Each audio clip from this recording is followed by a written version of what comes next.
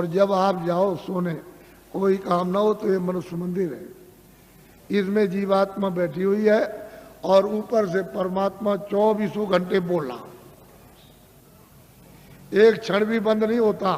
24 घंटे उसका कथा कीर्तन आरती 24 घंटे हो रही है और तुम्हारे कानों तक आवाज दे रहा कि तू मेरी आवाज को सुन ले, और मेरी आवाज को सुनकर पकड़ के मेरे पास चला। तो तुम कभी सुना? कूड़ा कचरा लाद लिया इस पर। तो मैं तुमको जरा बताता हूं, ये तो बहुत से डॉक्टर हैं यहाँ और आप पढ़े लिखे हो, विद्वान हो, आप जानते हो कि जीवात्मा कहाँ है इस शरीर में? तुमको मालूम? ये जो मिट्टी पड़ी है उसका एक बालू का कण, एक जर्रा उसके लाख टुकड़े कर दिए जाए, उससे भी वो छोटी है और इस शरीर में बंद है। तो किसी ने एक्सरे में, किसी ने आले में बताया? कहीं नहीं पता चलता। सब लोग आला खींचते हैं कि इसमें कौन है, कौन निकल गया और कौन डाला गया, लेकिन कहीं कुछ नहीं। तो मैं तुमको बताता हूँ, तुम तो मतलब ये है कि मेरी बात पढ़े लिखे अनपढ़ सब सुनो।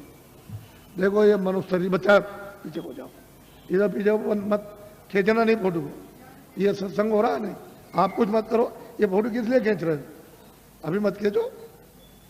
देखो मेरी तरफ, ये अनमोल मनुष्य शरीर है, ये मनुष्य मंदिर है, इसमें 24 घंटे देववाणी, आकाशवाणी, आसमानी आवाज, कलमा और आयतें हो रही हैं। मैं तुमको इधर बताता हूं, देखो इधर ये जीवात्मा न इधर है न इस तरफ है, न ये इधर बैठी हुई न इधर, और न इस तरफ है, यानी इधर नीचे कहीं नहीं। अब मेरी तरफ देखो, ये दोनों आंखें बीचों बीच में, ये जीवात्मा दोनों आंखों के मध्य में, दरमियान में ये बैठी हुई। यहां उस जीवात्मा में एक आंख है, वो तीसरी आंख, तीसरा नेत्र, और शरीर में 2 आंखें। कितनी आंख हुई? बोलो, जोर से बोला करो ताकि समझ में आ जाए। 3 आंखें हो गई। देखो इधर, ये जीवात्मा दोनों आंखों के बीचों बीच बैठी हुई है। उस जीवात्मा में एक कान है और शरीर में 2 कान। कितने कान हुए? 3 कान हुए। अब तुम समझ लोगे तो जल्दी आ जाएगा। ये जीवात्मा बैठी हुई है दोनों आंखों के बीचों बीच। उस जीवात्मा में एक नाक है और शरीर में 2 नाक। कितनी नाक हुई? 3 हो गई। तुमको कभी किसी ने बताया कि 3 आंख है, 3 कान है, 3 नाक है? कोई बताने वाला तुमको मिला? पहले सोचो इस बात के लिए। तो इधर देखो, ये 2 आंख, 2 कान, 2 नाक, ये तो शरीर में है। ये बाहर का काम करते हैं, सुनने का और देखने का और सूंघने का। अब जो अंदर में जीवात्मा जो बैठी है, उसमें एक कान है, एक आंख है और एक नाक है।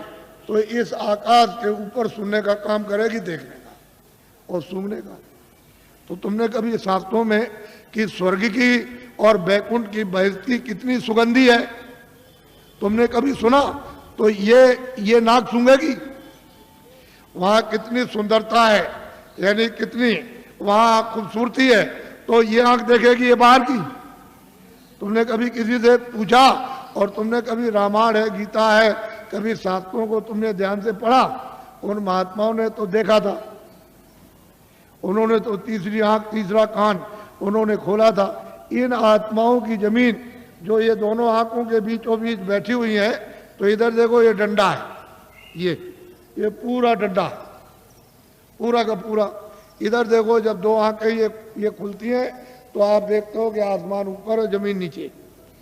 तो शरीर की जमीन तो ये नीचे है और शरीर का आसमान ऊपर, लेकिन ये जो तीसरी ये आंख है जो जीवात्मा बैठी, वो यहाँ, वो तीसरी आंख, तीसरा कान, तीसरा नाक इस आकाश के ऊपर है।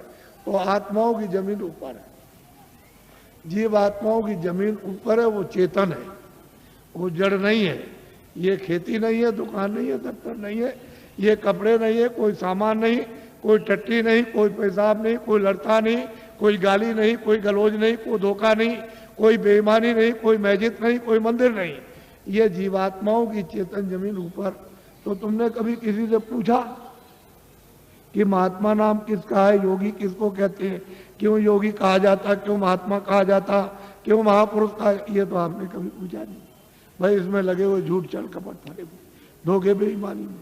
तो इसमें आपको क्या मिला, क्या मिल गया? ये यहाँ क्या मिला? वो तो जो यहाँ कुछ है वो तो क्षणिक।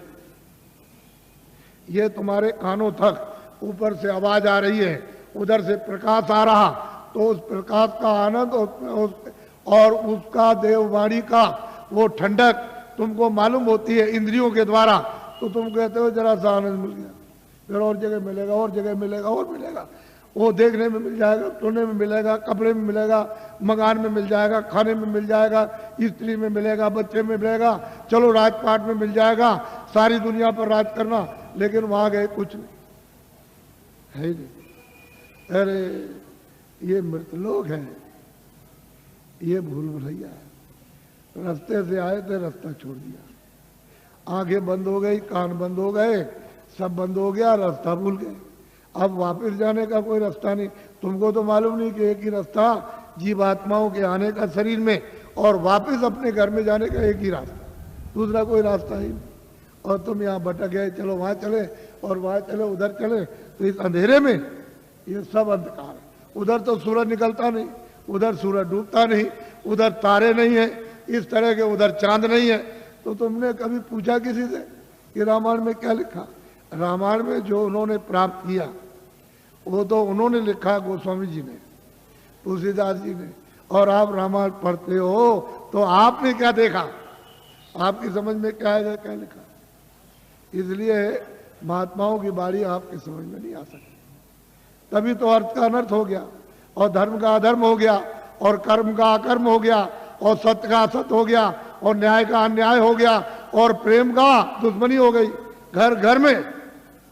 तो बताओ, मैं तो तुमको अमूलक चीज देने आया था, लेकिन अब यह है कि थोड़ी बारिश हो गई तो ये जमीन अमीन भीग गई, तो आप समझते हो हमारे कपड़े गंदे हो जा रहे। कपड़े तो बच्चा गंदे होते ही हैं और होंगे ही, लेकिन जो जीवात्मा जो कितने जन्मों से गंदी हो गई, कभी तुम इसकी सफाई करके इसको आजाद स्वतंत्र कभी करोगे? कभी तुमको ये मौका मिलेगा? ये तो समय निकला जा रहा, अभी बस समय खत्म हो रहा। बहुत तो समय चला गया आपका, बहुत बरस आपके निकल गए, अब ये थोड़े से रह गए, वो भी निकलने वाला। बस फौरन वारंट अभी कटता है और तुमको निकाल देगा। बस साल सुई की नोक और बालू का एक कण एक जर्रा जाने वाला है, एक किराए का मकान है। तो अमूलक चीज, ये अनमोल मनुष्य मंदिर में ये जीवात्माओं का अमूलक धन। तो तुमने ये तो कभी सोचा नहीं कि भाई हमने जीवात्मा के लिए अभी तक क्या इकट्ठा किया, उसके लिए कौन सा धन कमा के रखा कि जब तुम यहाँ से जाने लगोगे तो जीवात्मा की रक्षा हिफाजत होगी। उधर तो कोई मदद करेगा नहीं, उधर तो इधर से निकालेगा, और उधर उसने हिसाब कर दिया कि इनको ले जाओ, इन्होंने बड़े मृतलोक में जाकर बड़े दुष्कर्म और बड़े मतलब बुरे काम और पाप कर्म किए, तो इनको ले जाओ, कुत्ते में बंद करो जाकर के। तो कुत्ते में बंद, कुत्ते से निकाला बिल्ली में बंद, बीच से मिला तो गधे में बंद, गधे से निकाला ऊंट में बंद, तो ऊंट से निकाला किसी पंछी में बंद, तो 4 खाने 84 लज्जोनिया। फिर तुमको ये मनुष्य शरीर किधर मिलेगा? तुम तो ये सब जानते नहीं, तुमको तो ये सब मालूम नहीं, तुमने तो देखा नहीं। इसलिए मैं तुमको अमूलक चीज देने के आया हूं। कुछ आत्म धन चलते चलाते, जीवात्मा के लिए कुछ आत्म धन, यानी ईश्वरीय खुदाई रूहों को खजाना, उनको कुछ दे दो इस जिस्म में, शरीर में, तो इसका भला हो जाए। नहीं तो ये जा रही है तो दब गई, ये इसको कौन छुड़ाएगा? बिना महापुरुष, बिना जानकार के इसका रास्ता कौन जानता है? कोई नहीं जानता, सब भटके हुए भूले हुए। तो अमूलक चीज लो, उसको देना चाहता हूं। इसलिए तुम ऐसा मत समझो कि कोई बाबा जी जय गुरुदेव है या बाबा जी भगवान है। हम तो पक्के आपके सेवक हैं, सेवक। कोई भगवान नहीं है, कोई जय गुरुदेव नहीं है। जय गुरुदेव तो वो है, हम तो आपके सेवक हैं। सेवा करने का मतलब यही होता है कि तुम्हारी गंदगी को साफ, जो तुम्हारी गंदगी धोता है, साफ करता है, उसका नाम सेवक ही है। जितने भी भारत में महापुरुष आए इस प्रभु को प्राप्त करने के लिए इस कलयुग में, वो सब के सब सेवक रहे। वो कभी महात्मा नहीं बने, न कभी महात्मा बनेंगे न बने, न उन्होंने कभी इच्छा और ना उन्होंने कभी स्वप्ने मतलब ये कभी सोचा। वो तो सेवा, तो तुम लोग उनको पहचान भी नहीं पाते। और उनके पास में अमोलक धन होता, अमोलक खजाना, और तुम ले नहीं पाते। इसी जमीन में वो भी आते हैं, इसी जमीन में तुम हो, तुम इसमें लगे पड़े हुए हो और वो यहाँ से निकल के चले गए और तुमको कहते हैं भाई जल्दी कुछ अपना काम करो, नहीं तो ये पराया काम, ये बोझा ढोते हो, ये तो छूटने वाला है, तो ये शरीर चला जाएगा, ये तो मकान तुम्हारा नहीं है और ये सामान पड़ा रह जाएगा। तो अमोलक चीज है, अमोलक धन है, तुम्हारे साथ खजाना रखा अथा। लेकिन अब क्या करे बेचारी जीवात्मा, ये इसमें बंद है, इस कोठरी में बंद हो गई, इसका फंस गई। अब इसको कुछ नहीं सुनाई दिखाई कुछ नहीं देता।